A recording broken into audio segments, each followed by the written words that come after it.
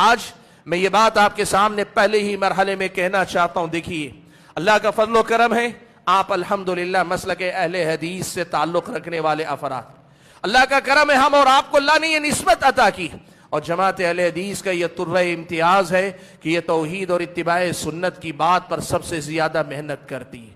لیکن ایک بات آج بڑی ذمہ داری سے کہتا ہوں, بدلتے زمانے میں, بدلتے حالات میں, یہ ہمارے اپنے یہ جو نوجوان ہیں نا, انہوں نے توحید ہمارے بزرگ علماء کے پاس بیٹھ کر پڑھی نہیں. مجھے معاف کریں برا اگر لگے, لیکن بتانا ضروری ہے. ہمارے نوجوانوں نے توحید کو, اتباع سنت کو, اس کی نزاکت کو کما حق کو سمجھا نہیں. اب اس کی دیکھا دیکھی لوگوں کو لگتا ہے دوسری تنظیموں کی طرح خدمت خلق کے کام کرنا ہی سب سے بڑا کام ہے, سیاسی مسائل پہ کام کرنا ہی سب سے بڑا کام ہے, مسلمانوں کے ایجوکیشن تعلیمی صورتحال کو سدھارنے کے لیے کام کرنا ہی سب سے بڑا کام ہے.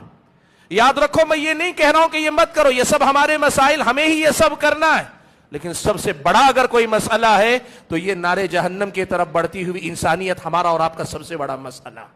وہ غیر مسلم ہے تو وہ غیر مسلم جہنم سے بچ جائے, یہ سب سے بڑا ہمارے لیے مسئلہ ہے. اور اگر مسلمان ہے, کلمہ گو ہے, لیکن شرکیات میں پڑا ہے, بدعات میں پڑا, یہ سب سے بڑا مسئلہ ہے ہمارے اور آپ کے لیے.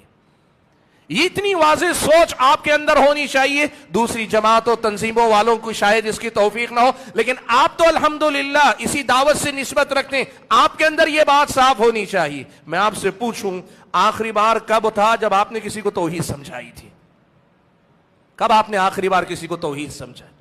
آخری بار وہ کب موقع تھا جب آپ نے کسی کو بدعت سے روک کر سنت کا سبق پڑھایا تھا؟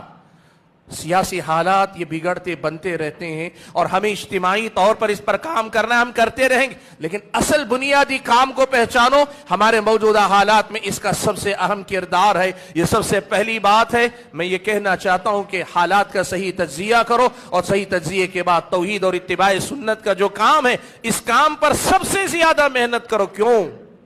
اس لیے کہ توحید اگر کمزور پڑتی ہے یا توحید ختم ہو جاتی ہے تو بندے کا رشتہ رب العالمین سے کٹ جاتا ہے. اور اگر بدعتیں کسی انسان کی زندگی میں آتی ہیں, اس بندے کا رشتہ سنت سے یعنی رسول اللہ صلی اللہ علیہ وسلم سے کٹ جاتا ہے. اور جس مسلمان کا رشتہ اللہ سے کمزور پڑ جائے یا کٹ جائے, جس مسلمان کا رشتہ پیارے نبی سے کمزور پڑ جائے, کٹ جائے, اس کو ساری دنیا بھی آپ لوٹا دیں گے تو آپ نے اس پہ احسان نہیں کیا. اللہ کے بندو, اصل تو یہ ہے نا, کسی بچے کے یتیم ہونے سے زیادہ بڑا نقصان یہ ہے وہ اللہ سے کٹ جائے, وہ نبی کی سنت سے کٹ جائے. یہ سبق آپ کو دنیا نہیں پڑھائے گی, آپ کو یہ سبق دنیا کو پڑھانا ہے.